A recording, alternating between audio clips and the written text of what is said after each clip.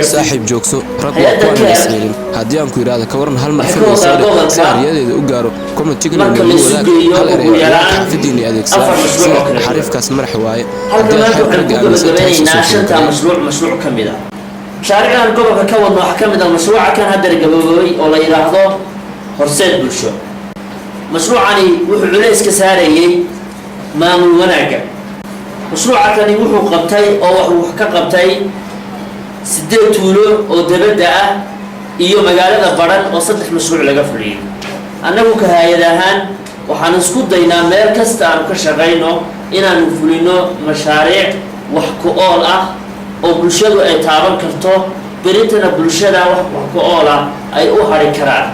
أنا waxaan weynaa kali waxay ahayd dhaqaale idinkuna waxa haysan qaabkii loo fulinayay iyo awoodii hirgelinta mashaariicda aad mar labaad iyo mar saddexaad taasna ugu mahadsantahay geesta kale waxa iyaguna madasha ka hadlay maayirka degmada baran iyo qaar kamid ah ka soo qayb galayaasha mashruucani ma ahayn mashruuc horumar ma ahayn ama dan kale dadka laga horumarinayn wuxuu ahaa horumar bulsho oo shakhsiyaadka bulshada oo ka shaqeynaya iyo kuwa wax loo qabanayaba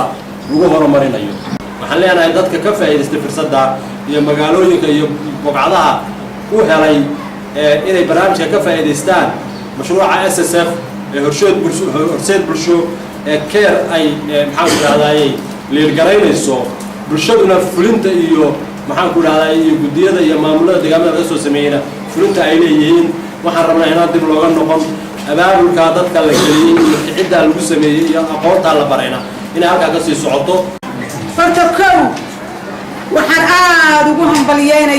hambaliyeenayaa ummadan kala duwan oo dul badan ay isaga keentay oo mar isbarasho iyo isdhexgal iyo maskax kala qaadasho iyo iyagoo wax badan ku shubay fikradahooda kala duwan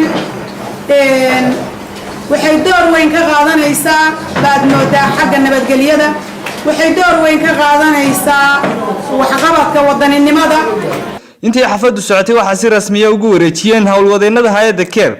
dukumentiga dhismayaasha laga fuliyay shanta magaalo ee gobolka Sanaag barasaabka gobolka Sanaag iyo maayirka degmada Baran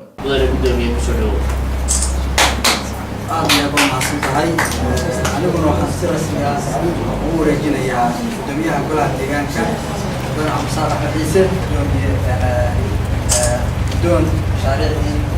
degmada laga fuliyay horseed kuntiya gabagabadiina waxa xafada soo afmeeray barasaabka gobolka Sanaag Maxamuud Ismaaciil Jaamaciyoon dhawaan waxaan u madaxda hay'adda care ama ha noqoto